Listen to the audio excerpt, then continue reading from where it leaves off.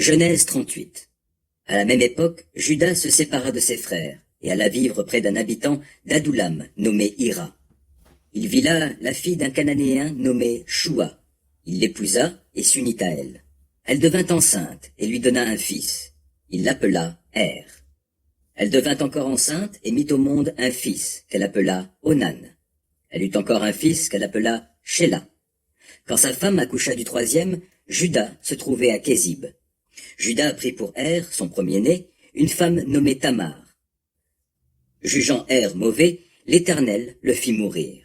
Alors Juda dit à Onan, « Accomplis ton devoir de proche parent du défunt. Unis-toi à ta belle-sœur pour donner une descendance à ton frère. » Onan savait que les enfants qui naîtraient ne seraient pas pour lui.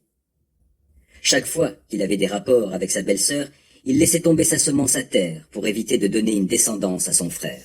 Son comportement déplut à l'Éternel, qui le fit aussi mourir. Alors Juda dit à Tamar, sa belle-fille, « Reste veuve dans la maison de ton père jusqu'à ce que mon fils Shéla soit devenu adulte. » Car il se disait, « Il ne faut pas que celui-ci aussi meure comme ses frères. » Tamar retourna donc dans la maison de son père et y resta. Bien longtemps après cela, la fille de Shua, femme de Juda, mourut. Quand il fut consolé, Juda monta avec son ami Hira, l'Adoulamite, à Timna, pour la tonte de ses moutons.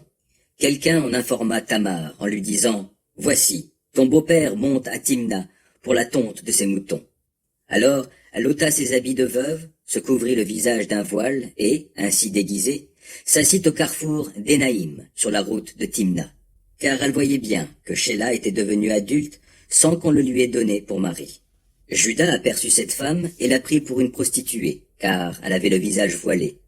Il s'approcha d'elle au bord du chemin et lui dit, « Permets-moi d'aller avec toi, car il n'avait pas reconnu sa belle-fille. » Elle répondit, « Que me donneras-tu pour venir avec moi?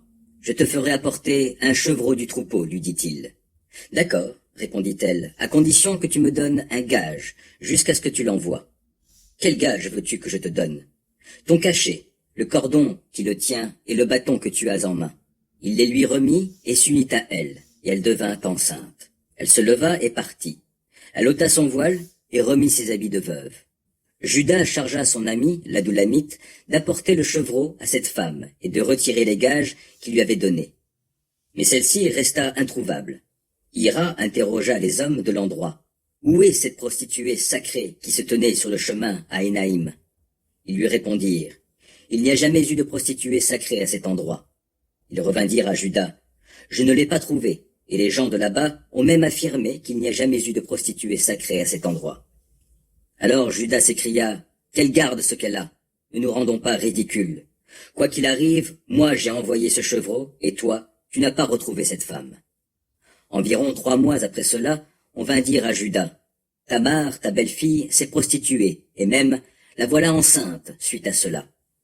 Qu'on la fasse sortir, dit-il, et qu'elle soit brûlée vive. » Comme on l'a jetée dehors, elle envoya un message à son beau-père. « C'est de l'homme à qui appartiennent ces objets que je suis enceinte.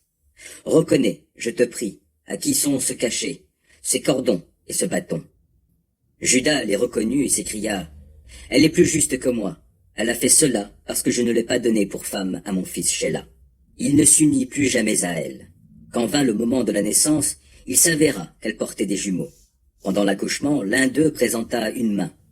La sage-femme la saisit et y noua un fil rouge en disant, « C'est celui-ci qui sort le premier. » Mais il retira sa main, et c'est son frère qui vint au monde. La sage-femme s'écria, « Quelle brèche ne t'es-tu pas ouverte ?» Et on le nomma Péretz, brèche. Ensuite, son frère naquit, celui dont la main portait le fil rouge, et il fut appelé Zéra, lever de soleil.